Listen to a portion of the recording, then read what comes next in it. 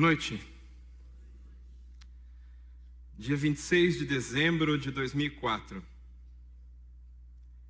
Em uma escala que vai até 10, um tremor de magnitude 9,1 gerou um tsunami com ondas de até 30 metros de altura, que provocou a morte de mais de 230 mil pessoas, em 14 países diferentes do continente asiático. A Indonésia, o mais atingido deles, sepultou mais de 170 mil pessoas. É impossível sobreviver a um desastre desse, não é? Henrique, Maria, Lucas, Thomas e Simon estão aí para provar o contrário. Essa é a história de uma família espanhola que sobreviveu a esse desastre. No dia do tsunami, eles estavam em viagem na Indonésia. E no momento em que as ondas atingiram a praia, o hotel que eles se encontravam, rapidamente eles foram separados. Maria, a mãe, ficou submersa na água por 3 minutos. Em uma entrevista ela disse: "Eu podia sentir que estava sendo jogada contra as paredes. Eu sentia as minhas pernas tremendo e quebrando." Incrivelmente, eles não só sobreviveram, como se reencontraram no meio de toda essa destruição e caos. Hoje todos estão bem.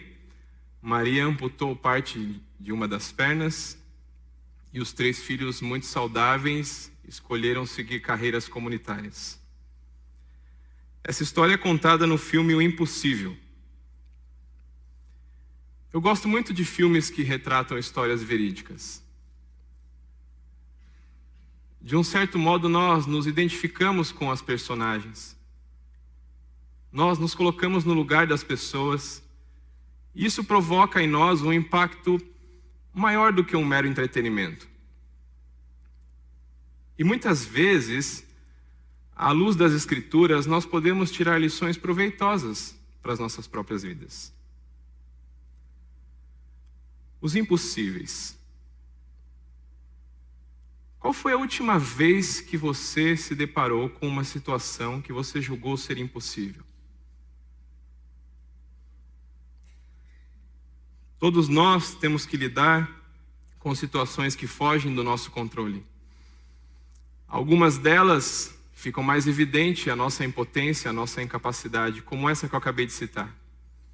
Mas muitas outras não. Nós julgamos que algumas coisas estão subordinadas ao nosso controle, ao nosso domínio. E isso acontece muito porque nós fazemos um julgamento de impossibilidade que está diretamente atrelado à nossa percepção de controle e de domínio. O que eu quero dizer com isso? Nós vamos dizer que algo é impossível para nós somente depois de considerarmos se as nossas forças, a nossa capacidade, não é capaz de dominar aquela situação. Então nós rotulamos aquela situação como impossível, porque fizemos de nós o parâmetro para a possibilidade.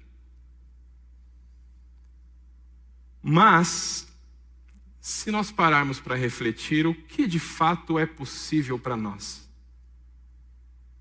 Pelas nossas próprias forças.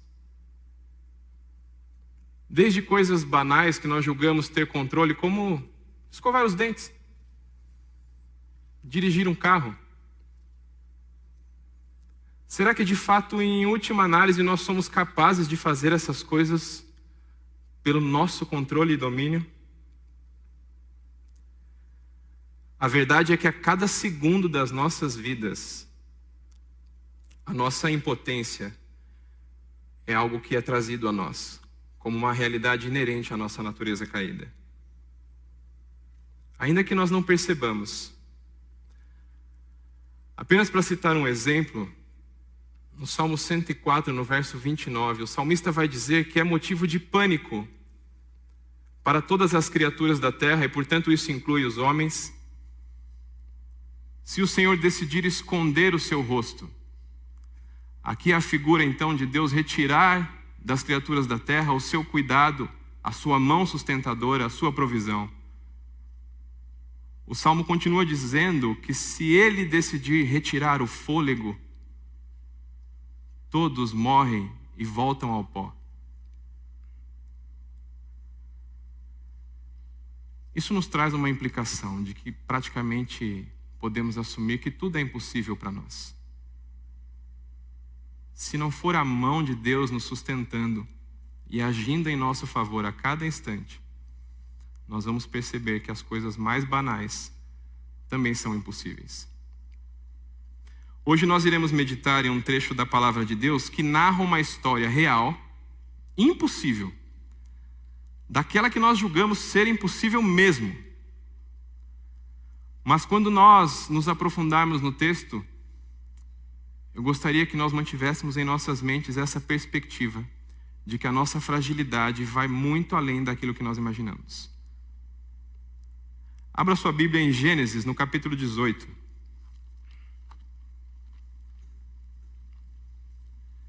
Gênesis, capítulo 18. Nós vamos ler do verso 1 ao verso 15.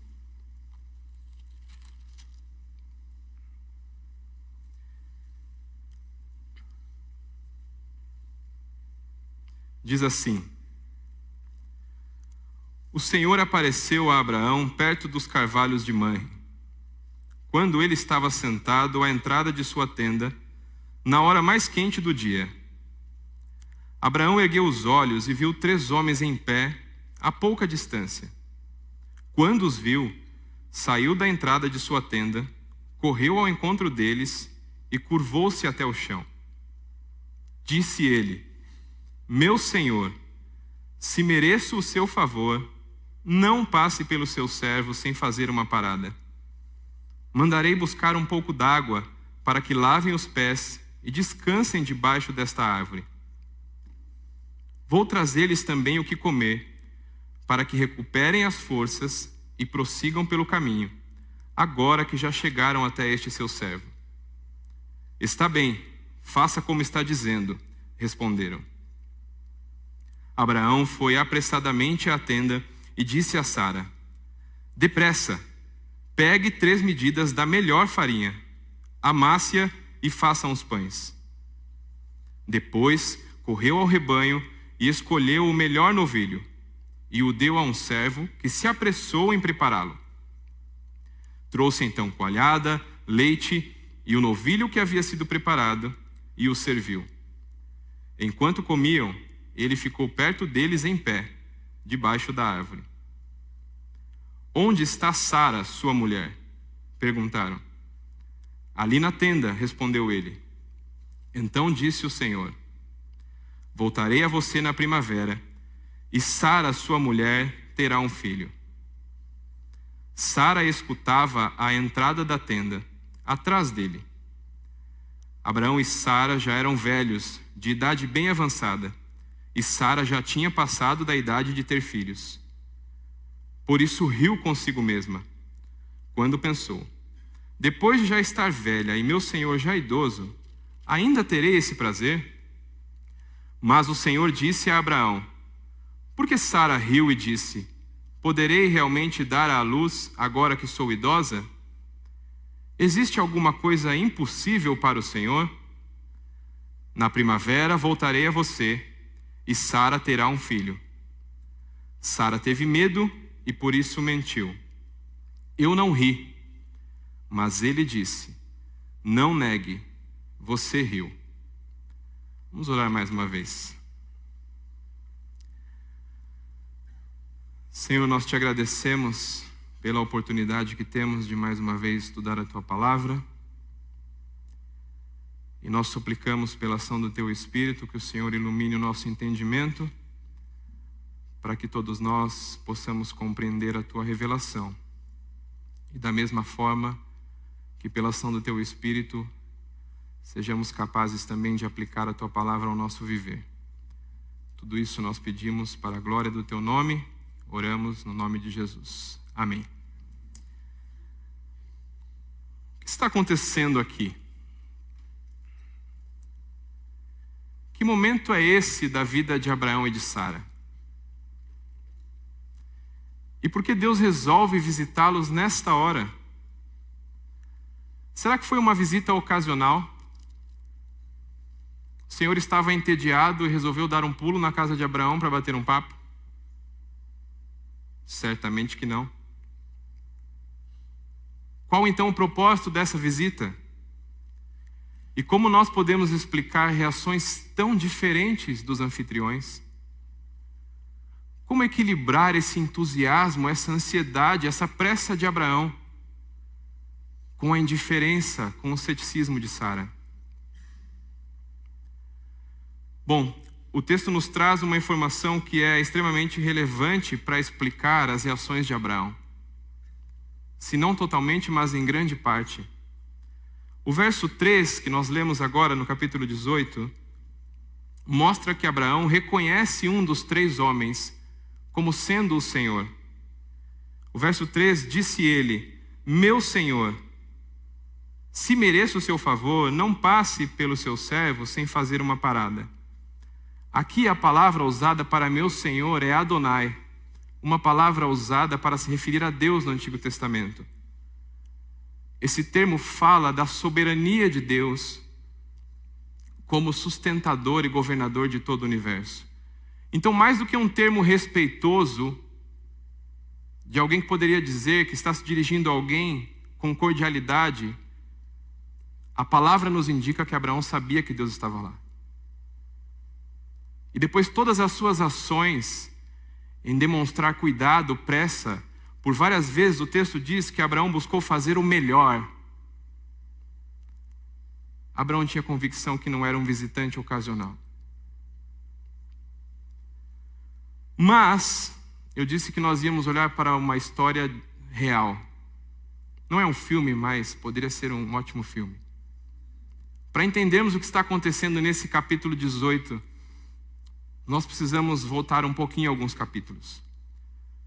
Desde o momento em que Deus chama Abraão e ordena que ele saia da terra dos seus parentes, a vida desse casal tem sido marcada por grandes desafios, por expectativas, por frustrações, por perigos. E ao longo desse tempo, Abraão e Sara tiveram que lidar com as consequências das escolhas erradas que fizeram. Há um momento em que eles decidem, por exemplo, ir até o Egito em busca de abrigo, porque a região que eles estavam acampados tinha sido assolada pela fome. E lá, Abraão, temendo a morte, ele mente e expõe a sua esposa à humilhação de fazer parte do harém do faraó. E se não fosse o Senhor agir soberanamente, as consequências poderiam ter sido piores. O fato é que, numa perspectiva humana, Abraão não enxergava nenhuma possibilidade de que as promessas que Deus tinha feito a ele se concretizassem. Tanto é que no capítulo 15, Abraão cobra de Deus uma posição. Abraão pede provas a Deus, dizendo: Senhor, o que me darás se eu continuo sem filhos? O meu herdeiro vai ser um servo da minha casa? E aqui nesse momento Deus passa a ser muito específico com Abraão quanto à participação dele no cumprimento da promessa. Deus diz: Abraão, seu herdeiro não será esse. Um filho gerado por você será o herdeiro da promessa. Mas ainda assim, esse homem que é citado pelo apóstolo Paulo na carta aos Romanos como aquele que foi justificado pela fé, não está imune da luta pelo seu coração contra a incredulidade. Abraão tem dúvidas a respeito se realmente aquilo vai acontecer ou não. Com o passar dos anos, a promessa desse herdeiro vai se tornando cada vez menos possível. Agora já fazem 10 anos que Abraão vive nas terras de Canaã. E então o que acontece? Ele cede à proposta de Sara e toma sua escrava Agar, e ela gera Ismael. Mais à frente nós vamos olhar quantos problemas surgiram por causa dessa escolha errada que eles fizeram. E aqui nesse momento existe um hiato entre a comunicação de Abraão com o Senhor. Somente após 13 anos do nascimento de Ismael é que Deus volta a se revelar a Abraão. E aqui nós já estamos no capítulo 17, chegando na nossa cena atual do capítulo 18. E esse momento em que Deus se revela a Abraão, depois de 13 anos, é a primeira vez nas Escrituras que Deus se revela como o El Shaddai, o Todo-Poderoso. E Deus vem dizer para Abraão: olha, Abraão, eu vi o que vocês fizeram. A maneira como vocês tentaram conduzir as coisas do seu próprio jeito. Vocês têm um filho de 13 anos, é verdade. Mas deixa eu te dizer uma coisa, Abraão, esse não é o filho da promessa. Lembra quando você me questionou, Abraão, se seria o seu servo, Eliezer de Damasco? Pois é, também não é Ismael. E deixa eu te dizer mais, Abraão. Eu vou abençoar Sara. E será dela que será gerado o herdeiro da promessa. Você pode imaginar o que aconteceu com a cabeça de Abraão agora? A bugada que deu.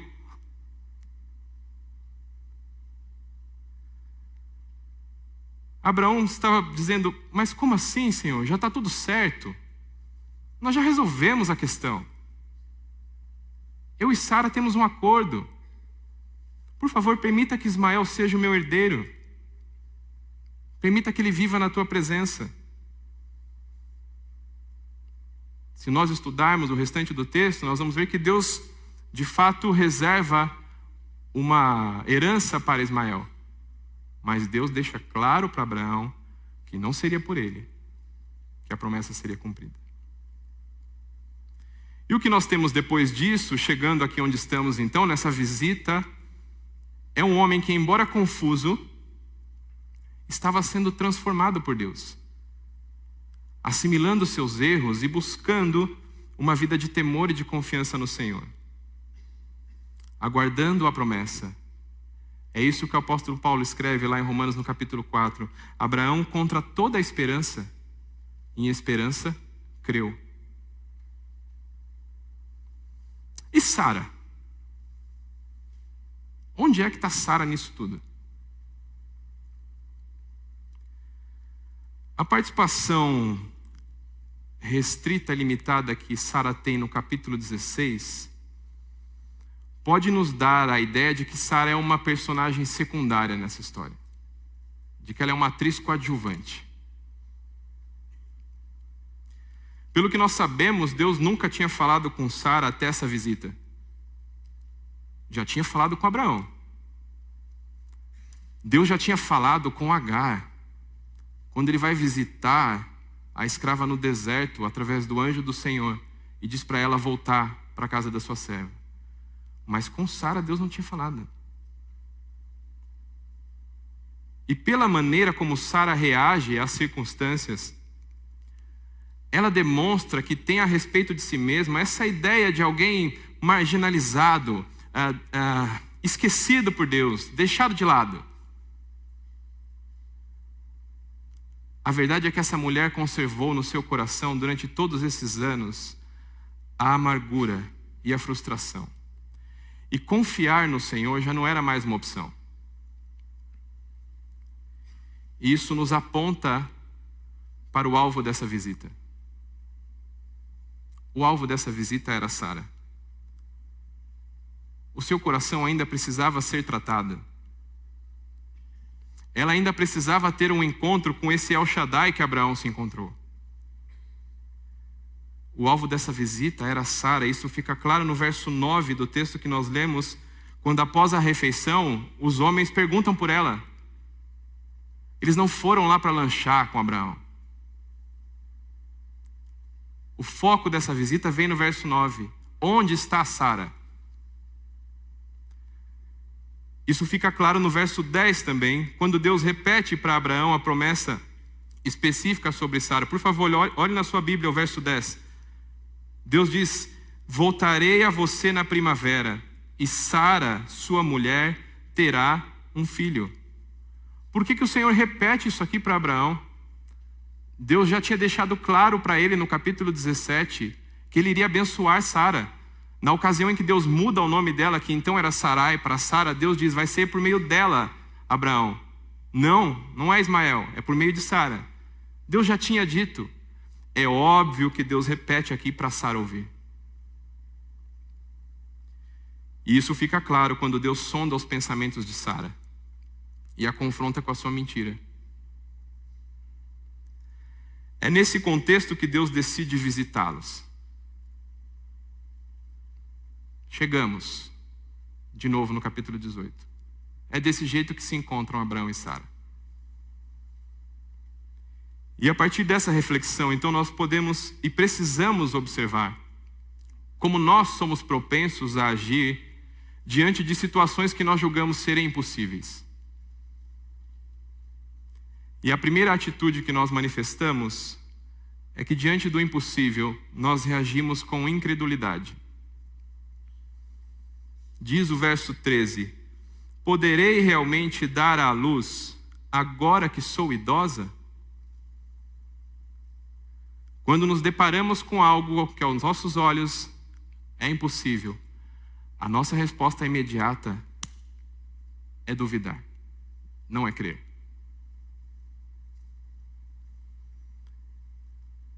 Percebam que a incredulidade foca na nossa condição. Então o raciocínio que nós fazemos é: se eu não dou conta, isso é impossível. É evidente, é simples, Sara dizendo: eu posso dar luz agora que eu sou idosa? Ela olha para a situação dela, enxerga as impossibilidades e julga aquilo como impossível. Normalmente estamos focando na nossa condição.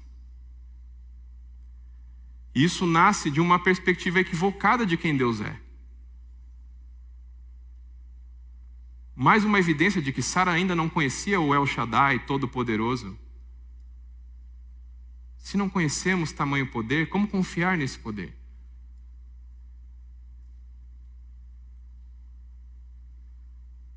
Sara não havia contemplado verdadeiramente esse Deus de poder, curioso, apesar de tantas vezes ter contemplado o poder de Deus. Já dissemos aqui o momento em que Deus age e os livra das mãos do faraó, enviando a praga para faraó e a sua corte. Há um episódio em que Abraão parte numa missão de resgate do seu sobrinho Ló. Ocorre uma guerra ali, e Ló é levado como prisioneiro, e Abraão, sabendo disso, junta os 318, que não tem nada a ver com os 318 que a gente ouve aí. Mas Abraão junta 318 guerreiros, e vai até lá e traz Ló de volta. Foi pela própria força? Certamente não. Sara estava vendo isso. Deus agindo, livrando. Mas mesmo tão perto do poder ainda não conhecia.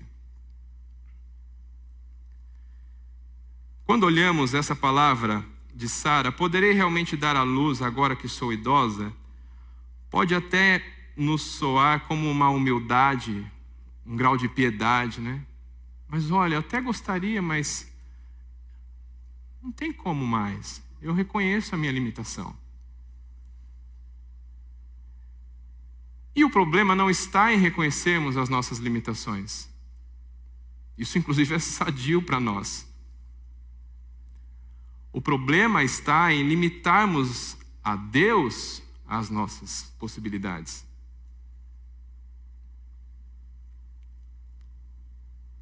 Meus irmãos, quando nós nos atentamos para os detalhes, se torna ainda mais maravilhosa a compreensão desse milagre que o Senhor realizou. A palavra de Deus diz que Sara era estéril. No capítulo 11, verso 30, diz lá: Sara era estéril. Nesse texto que nós lemos hoje, ali no verso 11, diz assim: Abraão e Sara já eram velhos, de idade bem avançada, e Sara já tinha passado da idade de ter filhos. Esse passado da idade de ter filhos, no original significa que Sara já não tinha mais um útero sadio para gerar um filho. Ela não ovulava mais. Então era uma mulher estéril, que não ovulava, e que agora tinha 89 anos.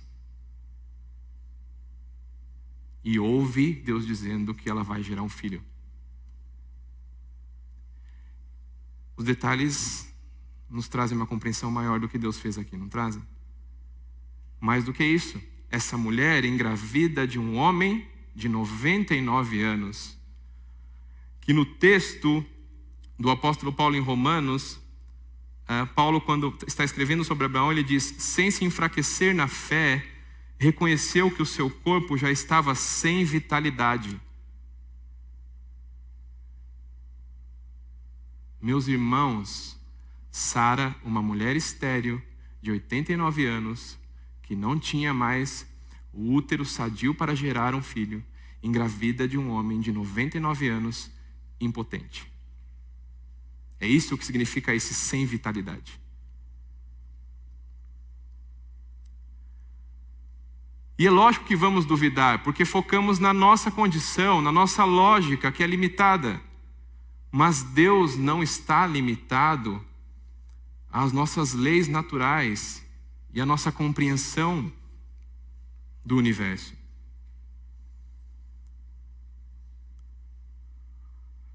Diante do impossível, a nossa resposta imediata é a incredulidade, em primeiro lugar. Uma segunda manifestação, nós reagimos com impaciência. No capítulo 16, nós temos a solução dada aqui por Abraão e Sara. Lá no verso 2 e 3. Já que o Senhor me impediu de ter filhos, possua a minha serva. Já fazia 10 anos que Abraão vivia em Canaã. Abraão, Sara dizendo para Abraão: ok, o Senhor se revelou a você e disse que o herdeiro vai ser gerado de você. Mas Deus não falou nada sobre mim. Eu sou estéril. Logo, a gente precisa dar um jeito nisso. Já faz 10 anos que estamos aqui. Você está cada vez mais velho. Está aqui minha serva Agar. Toma ela e cumpre a promessa de Deus. A atitude de Sara pode nos causar certa estranheza, até imoralidade.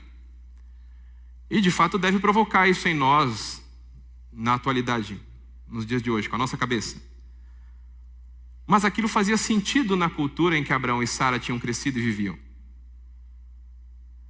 Hoje nós sabemos, inclusive, que arqueólogos acharam documentos que na época eram uma espécie de contratos de casamento, que obrigavam a mulher estéril a providenciar uma substituta para o seu marido, para garantir a procriação da descendência.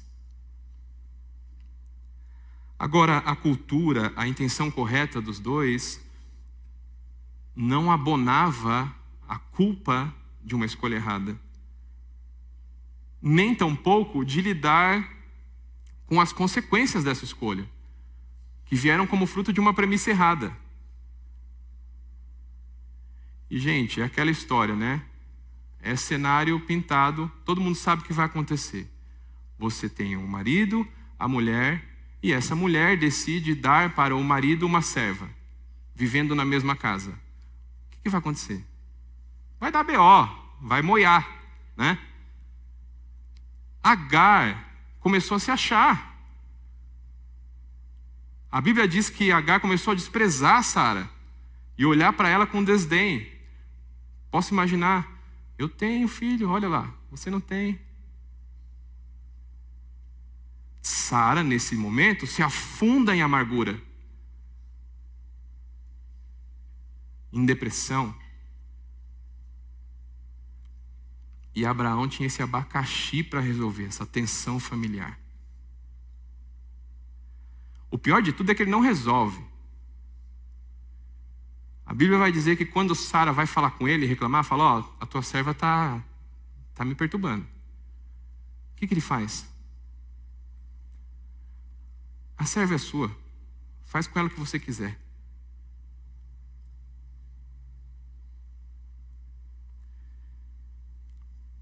Isso é o que acontece quando nós resolvemos fazer as coisas do nosso jeito e não do jeito de Deus. É só confusão. E nós precisamos ficar atentos a esses momentos que os impossíveis batem na nossa porta. Porque é nos momentos de crise a nossa inclinação para ser precipitado, para agir instantaneamente, ela aflora. Pode reparar, faça uma avaliação na sua vida, momentos que você atravessou de crise, como a sua primeira reação era se desesperar e tentar resolver as coisas do seu jeito. Não, porque aconteceu isso, a gente precisa fazer isso, precisa comprar isso, precisa vender isso, precisa ir para lá, precisa ir para cá. Quando em momentos de crise, nós temos que parar e buscar entender a direção do Senhor para aquilo. E essa nossa perspectiva equivocada, a gente limita a Deus como se Deus precisasse da nossa ajuda. Foi o que eles fizeram e é o que nós fazemos tantas vezes. Uma terceira manifestação que nós temos diante do impossível é que nós reagimos com irreverência. Por isso riu consigo mesma quando pensou: ainda terei esse prazer? É interessante que a irreverência, ela revela muito do egoísmo que há no nosso coração.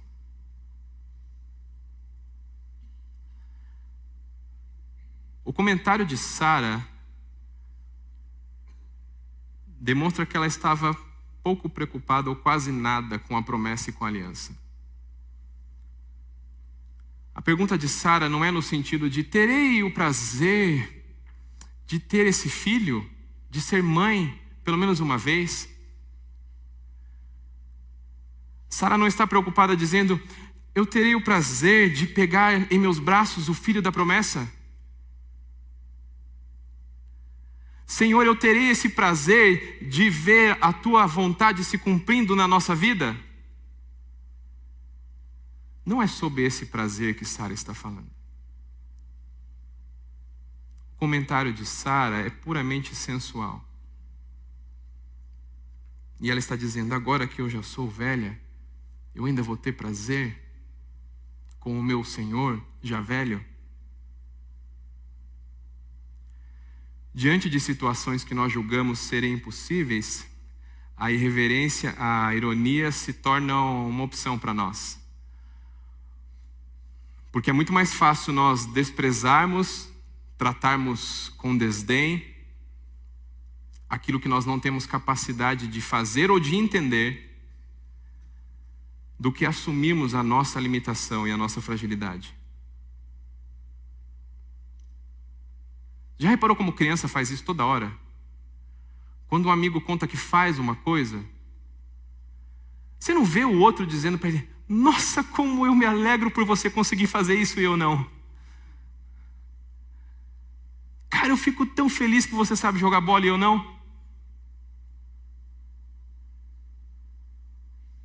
Ah, mas você tem que ver eu pulando de paraquedas. Nós não somos muito diferentes das crianças. Só muda o exemplo.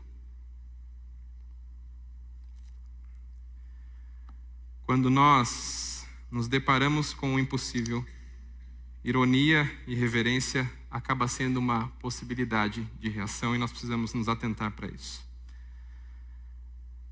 Diante do impossível, nós reagimos com insensatez. Sara teve medo e por isso mentiu. Eu não ri. Chega a ser engraçado, né? A insensatez nos impede de conseguir reconhecer aquilo que os nossos próprios olhos estão vendo, estão contemplando. Está na nossa frente e a gente é insensato, é tolo, não enxerga. Sara estava bisbilhotando atrás da cortina. Estava ouvindo essa conversa intencionalmente. Mas em nenhum momento o texto diz que ela expressou a sua opinião em voz alta. E também o texto não nos diz que, de alguma forma, Deus tinha um contato visual que pudesse fazer uma leitura labial de Sara. Deus não leu os lábios de Sara, Deus leu os pensamentos. O texto diz que ela pensou consigo mesma.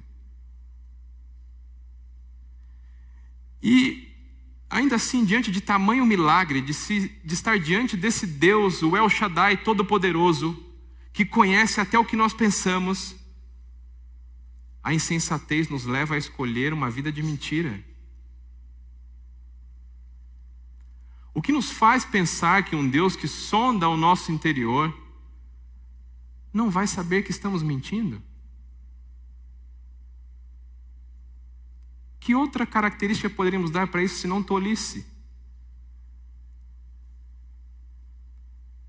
É por isso que uma vida de religiosidade não tem o menor valor, a não ser para cumprir protocolos e procedimentos humanos. Se o Senhor não for uma realidade no nosso coração, somos tolos diante dele. Externamente, Sara foi uma excelente hospedeira. Vamos lembrar que os visitantes chegam no meio do dia. Sara está lá com seus afazeres. Ela para o que está fazendo, prontamente atende o pedido do seu marido, prepara um banquete. O termo aqui no versículo 5, quando Abraão diz para os visitantes, vou trazer-lhes também o que comer, literalmente a ideia é que eu vou trazer um bocado de pão para vocês comerem alguma coisa e seguirem viagem.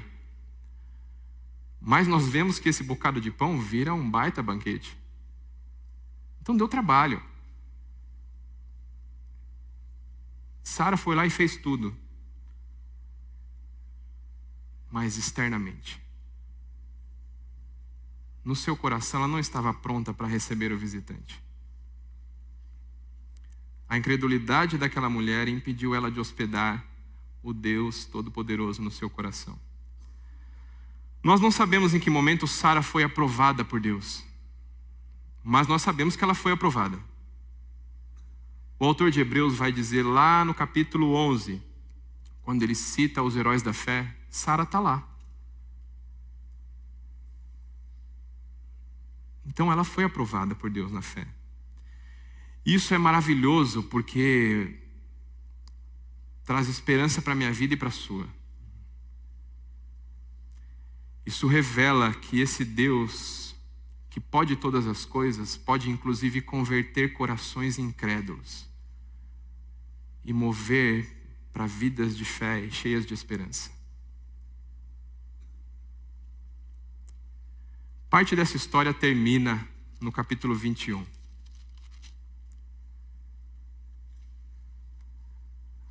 Que vai falar sobre o nascimento de Isaac.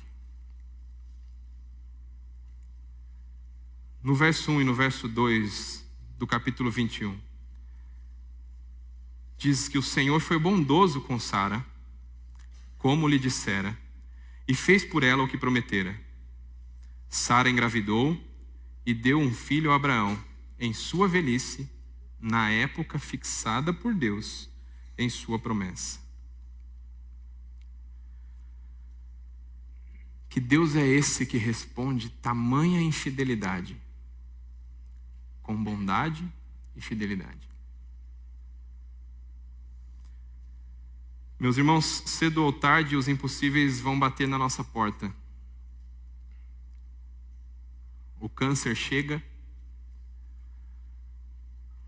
o emprego vai embora,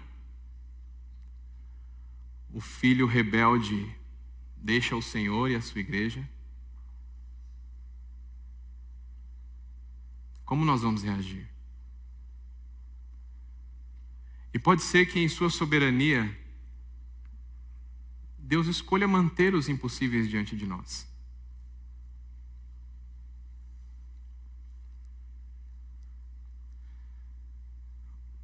A verdade é que muitas Saras não tiveram e não terão seus Isaques.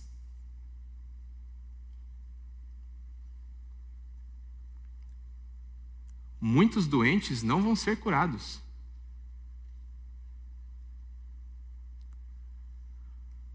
Muitos dos nossos filhos que nós oramos não se converterão.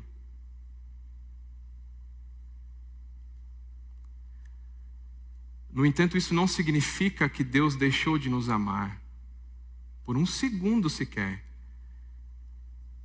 E nem que Ele perdeu o poder para fazer aquilo que é de acordo com a sua vontade. É isso que está lá em Efésios, no capítulo 1, verso 11. Deus nos predestinou e está cumprindo o seu plano para fazer tudo aquilo conforme a sua vontade. Sim, os impossíveis estão aí para nos lembrar de quem nós somos. Incapazes, insuficientes. Mas eles também nos apontam para este Deus Todo-Poderoso, que controla todo o universo e as nossas vidas. E Ele sim é a única fonte verdadeira de todo poder.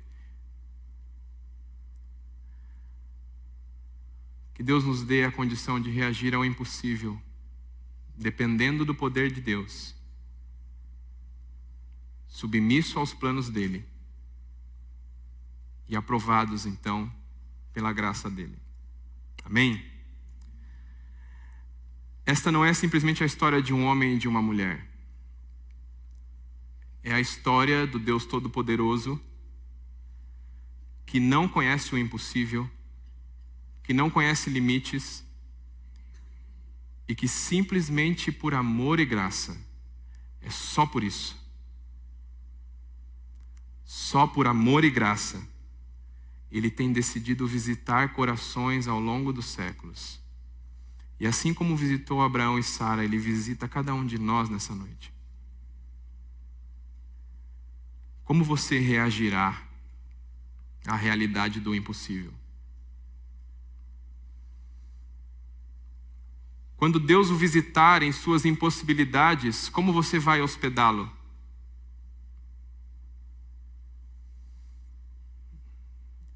Existem apenas duas possibilidades: ou crer ou duvidar.